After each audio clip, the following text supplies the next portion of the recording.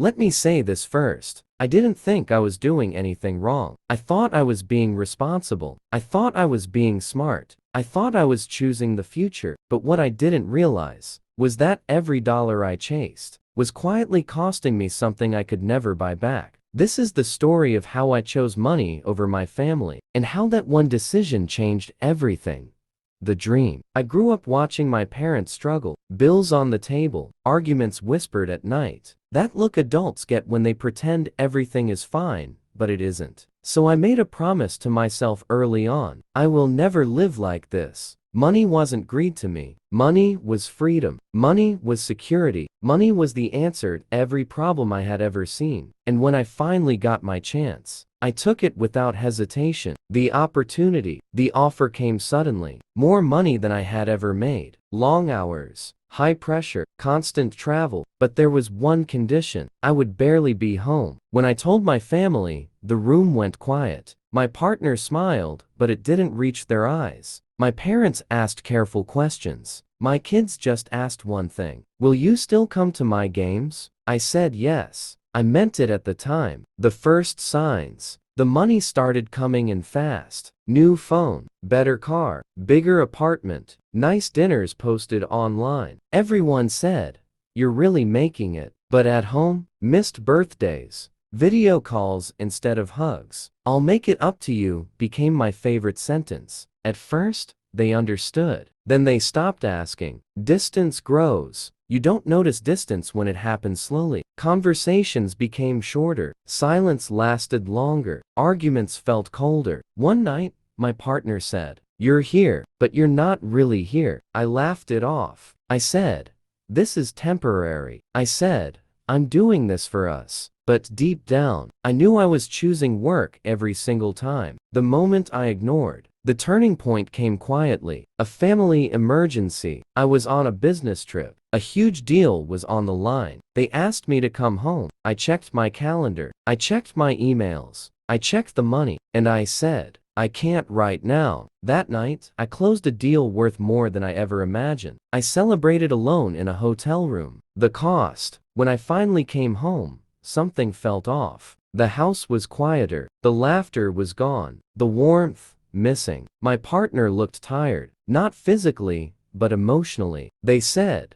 "We learned how to live without you." That sentence hit harder than any loss I'd ever faced. Realization. I had money, savings, status, success. But I didn't know what my kids were into anymore. I didn't know my partner's worries. I didn't know what I missed because no one told me anymore. I wasn't needed. And somehow, that hurt more than failure ever could. Too late to fix it. I tried to change. Canceled meetings, booked trips, bought gifts. But love isn't something you can repay with money. Trust had cracks. Connection had faded. Resentment had grown quietly. One night, my partner said, "I didn't leave because you worked hard. I left because you stopped choosing us." What money couldn't buy. I sat in my expensive place, surrounded by things I once dreamed of, and I felt empty. No one to share it with. No memories attached to the success. No joy, just silence. Money solved problems, but it didn't heal regrets. The lesson. Here's the truth no one tells you. You can always make more money. You cannot rewind time. You cannot relive moments you missed. Family doesn't ask for perfection. They ask for presence. And once they stop asking, that's when you should be afraid. Message to the viewer. If you're watching this and thinking, "This sounds like me," please hear me. Success means nothing if there's no one left to share it with. Work hard, but not at the cost of the people who love you. Choose balance before life forces it on you. I chose money over family, and it changed everything. Not because money is evil, but because love needs time, not excuses. If this story made you think, or reminded you of someone you need to call, do it now, before it's too late.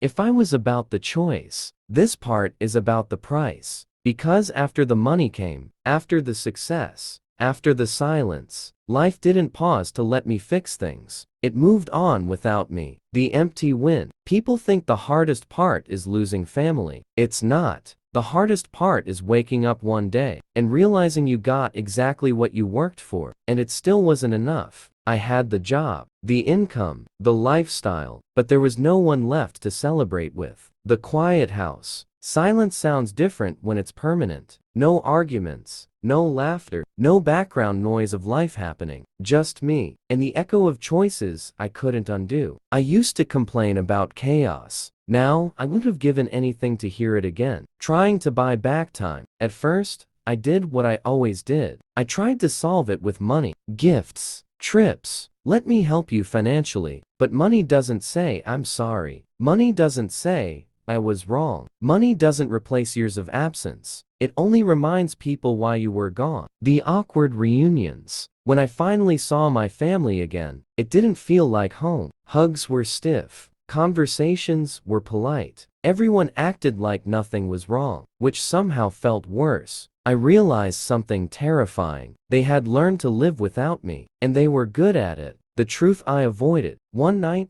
I asked the question I'd been avoiding. When did things really change? The answer was simple. When you stopped showing up. Not the big moments. Not emergencies. The small things. Random dinners. Boring conversations. Being there when nothing important was happening. That's where love lives. Watching life from the outside. My kids had inside jokes I didn't understand. My partner had stories I wasn't part of. Family decisions were made without me. I wasn't excluded out of anger. I was excluded out of habit. And that hurt more than blame ever could. The regret phase. Regret doesn't scream. It whispers. At night. On quiet drives. When success feels hollow. I replayed moments endlessly. If only I had skipped that meeting. If only I had come home sooner. If only I realized earlier. But life doesn't rewind for lessons learned late. Humility. For the first time in my life, I stopped chasing. I stepped back. I reduced hours. I said no to opportunities that once defined me. Not because I was noble, but because I finally understood what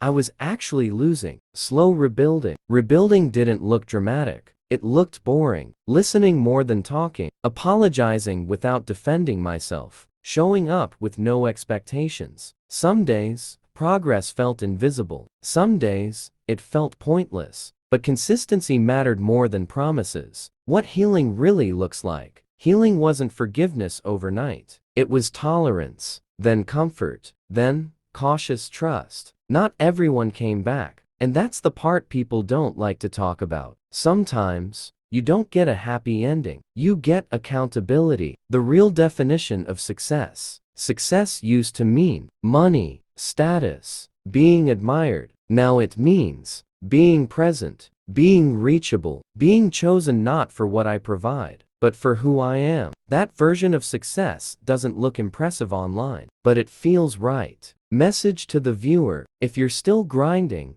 still chasing, still saying, just a little longer, please ask yourself, who's paying the price for this version of you? Because one day, the money will come, and you'll look around, and hope someone is still there. I chose money over family. I lost more than I gained. And if my story saves even one person from making the same mistake, then maybe it wasn't all for nothing.